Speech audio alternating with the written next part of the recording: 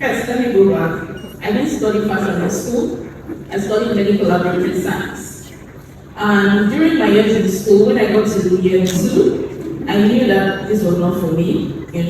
I told my dad I would like to go back, write job, and do something in management sciences. I felt like I could do better in commerce, industry. And my dad was like, no, finish school, and when you do, you can do anything else you want to do. So I stayed back, finished school, and during the 1 year compulsory internship after graduation, I felt it stronger that, look, I'm not enjoying the practice of this thing, It's good, but maybe not for me. And then that was the year I read Rich Dad Poor Dad. And in the Rich Dad Poor Dad, I guess most of you have read it. It defines the 4 quadrants. You have the employee, that's the employee. Then you have the self-employed, you have the business owner, and the investor. And then I desire to be a business owner because of how we broke it down, talked about how much leverage and time the business owner and investor has, plus financial freedom. The guy who talked about financial freedom. And I liked that. And he said, you can't achieve that if you're employed. And I don't know if I thought I had what it took, to start up a business. But I didn't think it was such a big deal. Right there during my internship, I started a business. I love cooking. I'm very good with my hands. So one night I called my mom and I told her, Mommy, I'm going to start a Calabar kitchen in Abuja. Because at the time around where we were at the hospital, we couldn't find any place to eat something really nice. Well, that fits my test boards because I'm Calabar, You could find a few Igbo kitchen here and there. So I thought to start one. And I have the gift of speed of implementation. I don't waste time over analyzing, Maybe it's also not a good thing because some people like to plan it well and start it big. I like to start small. So that's in mind. I made a sticker, posted around the notice board. The next morning I got my ingredients ready, instead getting calls. So remember, I'm an intern. So I go to work by 8 a.m. every day and close by 4 p.m. So I had to wake up by 4 a.m. every morning to prepare these meals. So I make the meals, package them, and take them to work. And while I work, I get orders because I was just servicing the people in the hospital area. So when I get orders, I go deliver. With time, I have someone who runs the delivery. And that's how I started my entrepreneurship journey. So coming to Calabar, I didn't think food was such a problem because we have so many food businesses out there. However, I was still torn between the food business or fashion business.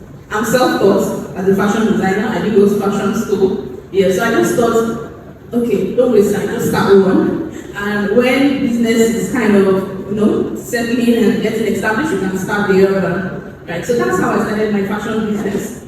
Now, let me say this, I really did not have business knowledge. Both parents are the entrepreneurs or business people. They are civil servants, right? So it was difficult at the start, being that I wasn't profitable. For those who follow me on YouTube, you might have heard me say this, So I had to start acquiring knowledge on running a business, being profitable. That's why I learned about how to reach down, how to know the specific audience you're servicing, not quite providing or servicing everybody, I had to understand my numbers. When are we making money? How much is coming in? How much is going out? And here we are. Brand really is a representation of what you stand for, your values, and as such, through that, impacting others. Right? I started my personal brand on YouTube December 2020. Right? Okay. How did I start the YouTube channel? I was really broke. Yes, I was 9 months pregnant and I couldn't afford taking maternity leave. This was during the COVID year, don't forget. Yes, I was broke and I couldn't afford it, And then I was thinking of what else I could do besides fashion, because at the time, during the COVID year, people weren't going out. So there were no ashwabis, there were no parties, people were not looking for new clothes, So in my search on Google, I was told that making content on YouTube would earn me money, and not just money in US dollars. So why don't I start? Why don't I start this thing? So I named the channel after me, Glory Pedra Apan. And at the time, when you're starting out something, sometimes you don't really have clarity until you have started. And as time goes on, things start getting clearer and clearer as to what you want to do, you know. So on that channel, I was actually teaching people how to sew. You know, it was a sewing tutorial channel. And I didn't enjoy it. It was taking so much from me, taking so much time. And then there were already lots of sewing tutorial channels out there, you know. So naturally, I like to teach people. I like to share ideas. And it's up until recently that I got to know that people actually hoard some knowledge or information just to make themselves better or look good, so others don't profit from. Yeah. So I always share information and knowledge, right? I tell people how I do what I do and how I am finding it easy, you know. So it was a friend of mine who was like, "Glory, you're always helping me. Why don't you just start a YouTube channel talking about these things?" And I didn't think I qualified. Imposter syndrome. I was like, who am I to go and tell people about how to succeed in their fashion business when I'm not a Vicky James? You know Vicky James, she's a big fashion brand in Africa. When I'm not one of those, you know, I won't even say I'm big enough. So why should I start? You know, but I started anyway. I just started talking, just like we're talking now. In fact, there was one lady who sent me a message from New York. In one of my videos, I talked about not having a dress form and how I'm able to still make couture dresses without a dress form. And she watched that video. So according to her, she cannot explain to me how that video changed her life. But all she can tell me is that she went on to produce wedding gowns that she charged nothing less than $5,000 for each. So she was coming back to tell me thank you and to buy me a dress form. So she asked for my account number, and when I gave her my account number, the money she sent to me was more than my profit in the entire year. Wow. And that's when I knew that I was indeed having impact in people's lives, even though I was not a Vicky James. An effective strategy in my business that still makes me relevant in business, even though I'm based in Canada. Now, Canada has its limitation, really, especially when your target audience are not here. Right? So how have I been able to succeed in business in Canada? Number one, I leverage on social media. I run Facebook and Instagram ads to help me find my target audience, even though they are not in Canada. And that has helped, that has worked. I have customers all around Nigeria and even outside of Nigeria, leveraging on social media. Number two, I also leverage on the feedback of my customers, right? I ask questions, you know, and then that leads or guides me to know designs that are in demand and will likely sell. And if you produce things that will sell, people will buy. You'll remain profitable and remain in business, right? Number three, you know, my personal brand, I can still leverage on YouTube to teach, to empower people, you know, and then I sell classes as well. That, you know, as digital products, you can send it anywhere, any part of the world, people can still access your program. So first, where did the shyness and low self-esteem come from? Honestly, I don't know. But I know growing up, I was really shy. And I think my parents also didn't help because my mom made it look like it was okay to be shy. So I was shy for so long and I thought that looked okay, you know.